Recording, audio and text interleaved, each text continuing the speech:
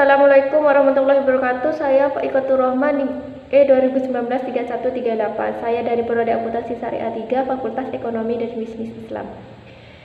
Di sini saya akan menanggapi 5 makalah punya teman-teman saya, yaitu sebagai tugas UAS.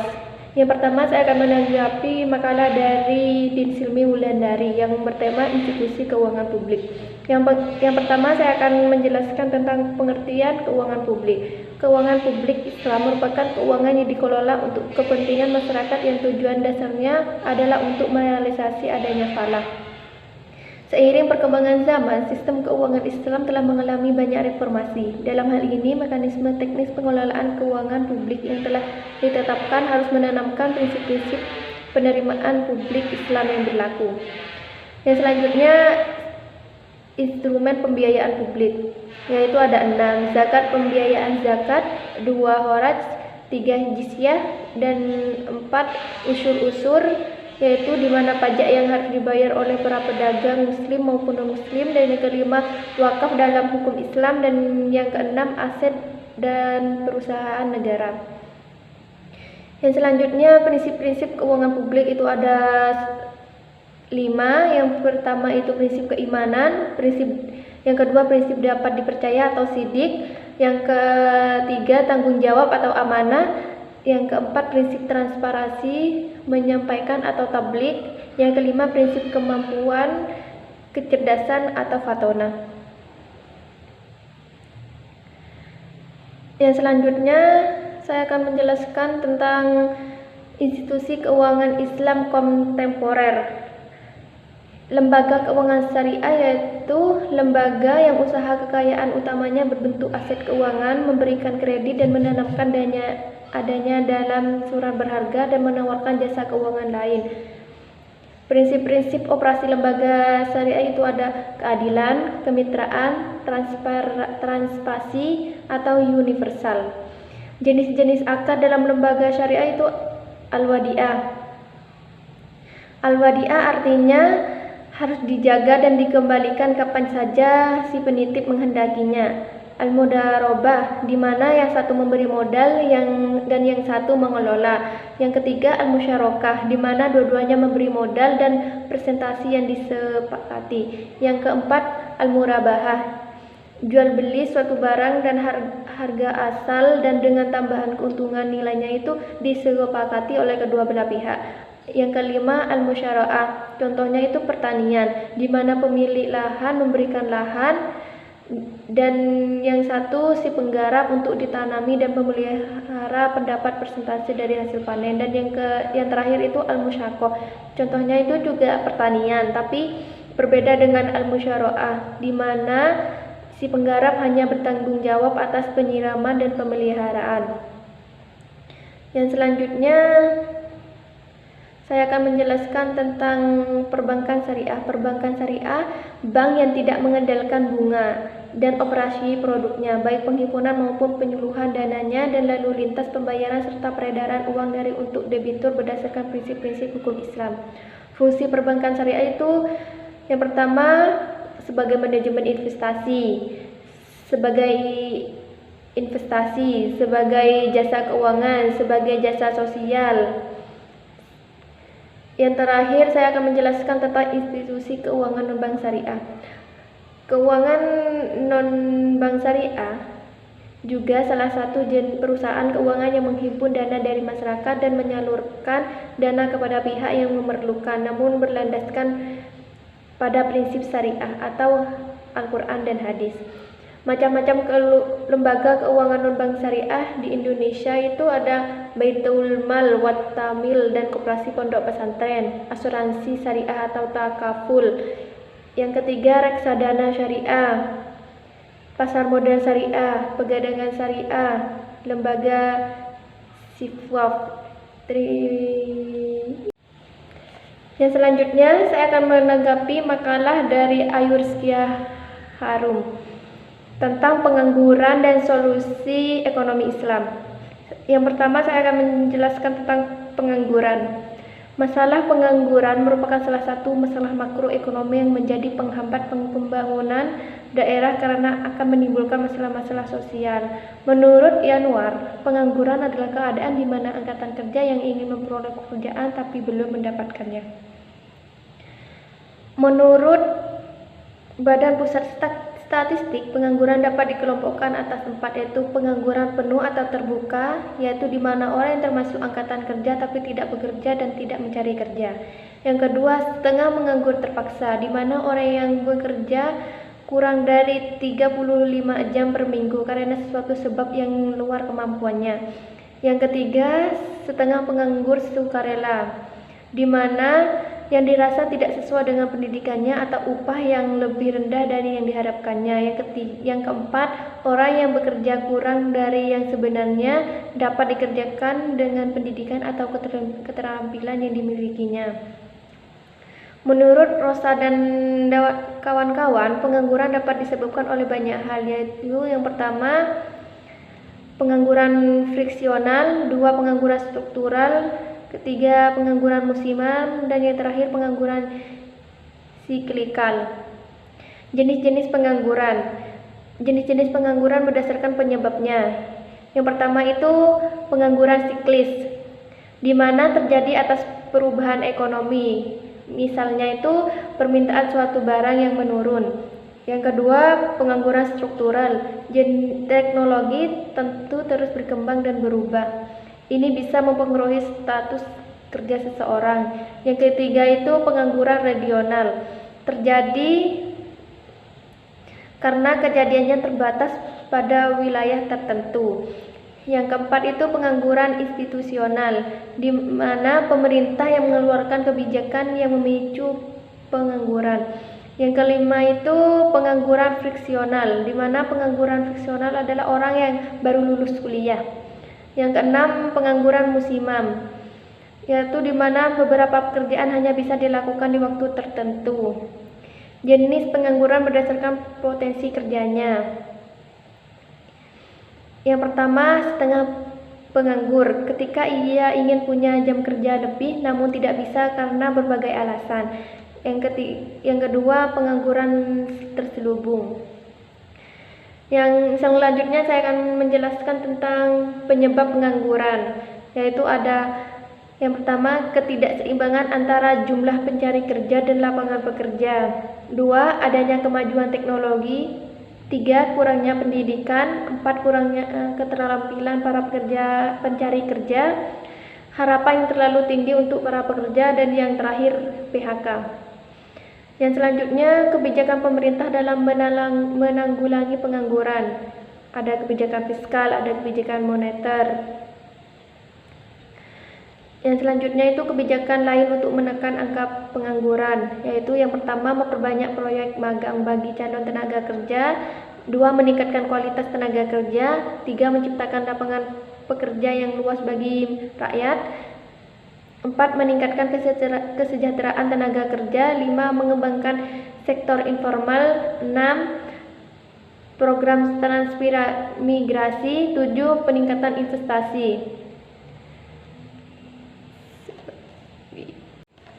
Yang ketiga, saya akan menanggapi makalah punya Putri Daryl Fatfa yang berjudul Inflasi Makroekonomi Islam.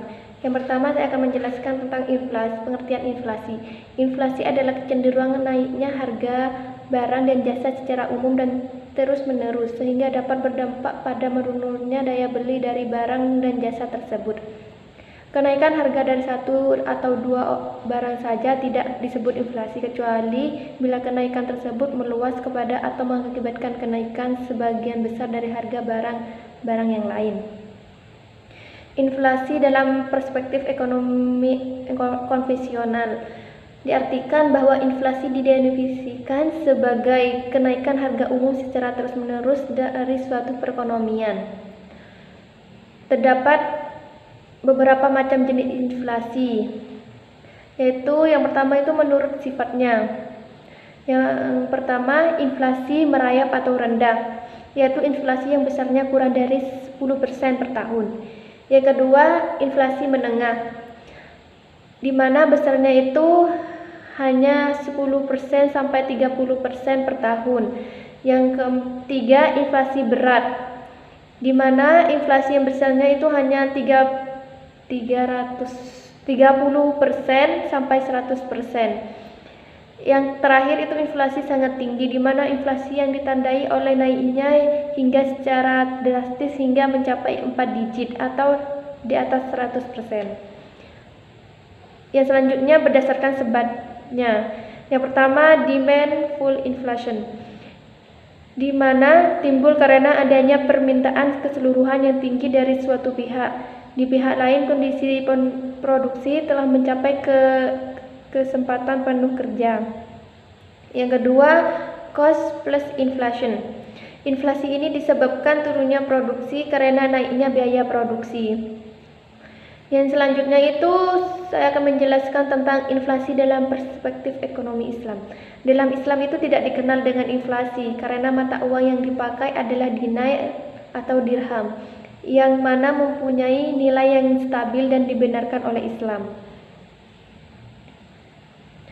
Inflasi itu menurut Al-Makrizi itu dibagi menjadi dua. Yang pertama itu inflasi akibat berkurangnya persediaan barang, di mana terjadi pada masa Rasulullah SAW, yaitu karena kekeringan atau karena peperangan. Yang kedua itu inflasi akibat kesalahan manusia, seperti korupsi dan administrasi yang buruk, pajak yang memberatkan, serta jumlah uang yang berlebihan.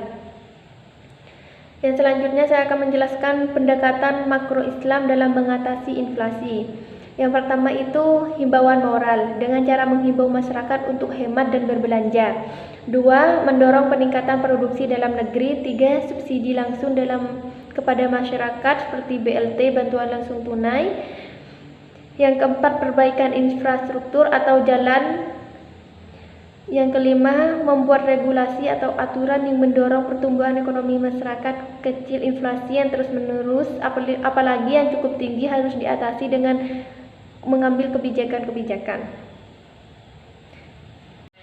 Yang keempat, saya akan menanggapi makalah dari Zamratul Munawwaroh yang bertema kebijakan moneter dalam ekonomi Islam. Yang pertama, saya akan menjelaskan tentang kebijakan moneter. Kebijakan moneter adalah kebijakan pemerintah untuk memperbaiki keadaan perekonomian melalui pengaturan jumlah uang beredar. Untuk mengatasi krisis ekonomi yang hingga kini masih terus berlangsung, di samping harus menata sektor real, yang tidak kalah penting adalah meluruskan kembali sejumlah keliruan pandangan di seputar masalah uang. Bila dicermati, krisis ekonomi yang melanda di Indonesia juga belahan di dunia sesungguhnya dipicu oleh dua sebab utama yang semuanya terkait dengan masalah uang. Jenis-jenis kebijakan moneter. Yang pertama itu kebijakan moneter ekspansif, adalah suatu kebijakan dalam rangka menambah jumlah uang yang edar, dan kebijakan ini dilakukan untuk mengatasi pengangguran dan meningkatkan daya beli masyarakat. Yang kedua, kebijakan moneter kontraktif adalah suatu kebijakan dalam rangka mengurangi jumlah uang yang edar, disebut juga dengan kebijakan uang ketat. Tujuannya itu penerapan kebijakan ini untuk menurunkan tingkat inflasi yang dialami oleh negara. Dan selanjutnya, tujuan kebijakan moneter. Tujuan ini tercantum di Undang-Undang Nomor 3 Tahun 2004 Pasal 7 tentang Bank Indonesia. Yang pertama itu mengedar mata uang sebagai alat pertukaran dan perekonomian. 2. Menjaga kestabilan harga. 3. Menjaga kestabilan ekonomi. 4. Meningkatkan kesempatan kerja. 5. Memperbaiki neraca perdagangan kerja masyarakat. 6. Distribusi likuiditas yang optimal. Dan yang 7, mempertahankan keseimbangan antara IS dan LM. Dan yang terakhir, pertumbuhan ekonomi dan pemerataan pendapatan. Yang selanjutnya saya akan menjelaskan tentang instrumen kebijakan moneter. Yang pertama, kebijakan operasi pasar terbuka, yaitu kebijakan yang diambil oleh Bank Sentral dengan cara menjual atau membeli surat berharga seperti sertifikat Bank Indonesia. Yang kedua, kebijakan diskonto, yaitu di mana tingkat bunga diskonto adalah kebijakan Bank Sentral menaikkan atau menurunkan tingkat suku bunga bank. Yang ketiga, kebijakan cadangan kas. Cadangan kas adalah kebijakan bank sentral untuk menaikkan atau menurunkan cadangan kas bank umum. Yang keempat, kebijakan kredit ketat merupakan kebijakan dari bank sentral. Kebijakan ini menentukan jenis-jenis pinjaman yang mana harus dikurangi dan jenis pinjaman mana yang perlu didorong.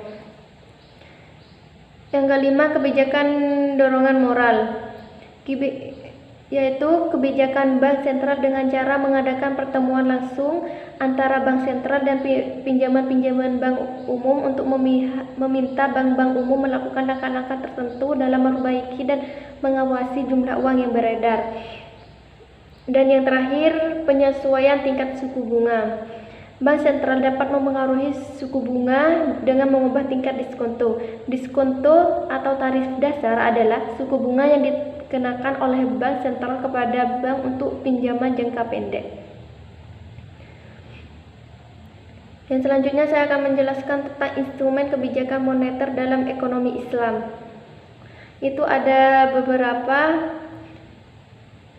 Yang pertama itu ada reserve ratio atau adalah suatu persentase tertentu dari simpanan bank yang harus dipegang oleh bank sentral. Kedua, moral suasion. Bank sentral dapat membujuk bank-bank untuk meningkatkan permintaan kredit sebagai tanggung jawab mereka ketika ekonomi berada dalam keadaan depresi. Yang ketiga, lending ratio. Lending atau meminjamkan. Lending ratio berarti qardul hasan atau pinjaman perbaikan. Keempat, financial ratio adalah sejumlah proporsi dari pinjaman bebas bunga. Yang kelima, profit sharing ratio. Ratio bagi keuntungan atau profit sharing ratio harus ditentukan sebelum memulai suatu bisnis. Yang keenam, Islamic sukuk adalah obligasi pemerintah, di mana ketika inflasi terjadi, pemerintah akan mengeluarkan suku lebih banyak sehingga uang akan mengalir ke bank sentral dan jumlah uang beredar akan tereduksi. Yang ketujuh, government investasi sertifikat. Penjualan atau pembelian sertifikat bank sentral dalam kerangka komersial disebut sebagai treasury bills. Dan yang terakhir itu reksadana syariah, diartikan sebagai kumpulan uang yang dipelihara. Dan yang terakhir saya akan menanggapi makalah dari Dwi Mairin yang bertema uang dan fungsinya ekonomi makro Islam. Yang pertama, pengertian uang dalam ekonomi Islam. Uang menurut fuqaha tidak terbatas pada emas dan perak yang dicetak, tetapi mencakup seluruh dinar, dirham, dan fulus. Sedangkan uang dalam konvensional itu, uang adalah segala sesuatu yang umum diterima dalam pembayaran barang-barang. Uang adalah suatu benda yang dapat ditukarkan dengan benda lain, dapat digunakan untuk menilai benda lain sebagai alat hitung, dapat digunakan sebagai alat penyimpan kekayaan, dan dapat digunakan untuk membayar utang di waktu yang akan datang. Dan selanjutnya jenis-jenis uang. Yang pertama itu uang kartal. Uang kartal itu seperti uang kertas, uang logam. Yang kedua itu uang giral. Uang giral tercipta akibat semakin mendesaknya kebutuhan masyarakat akan adanya sebuah alat tukar yang lebih mudah, praktis, dan aman. Fungsi uang. Fungsi dalam ekonomi Islam itu yang pertama, satuan nilai atau standar ukuran harga, di mana satuan nilai atau standar ukuran harga dalam transaksi barang dan jasa. Yang kedua, media pertukaran dan memenuhi kebutuhan, yaitu alat tukar menukar yang digunakan setiap individu dan transaksi barang dan jasa. Dan selanjutnya, fungsi uang dalam konvensional itu ada alat satuan hitung, yaitu sebagai alat yang digunakan untuk menunjukkan nilai dari barang-barang dan jasa yang dijual-beli, besarnya kekayaan, serta menghitung kecil-kecil kredit atau hutang. Yang kedua itu alat penukar, sebagai adanya spesialisasi dan distribusi dalam memproduksi suatu barang. 3. Penimbun kekayaan. 4. Standar pencicilan hutang, yaitu berfungsi untuk sebagai standar untuk melakukan pembayaran di kemudian hari, pembayaran berjangka, dan pencicilan hutang. Sekian.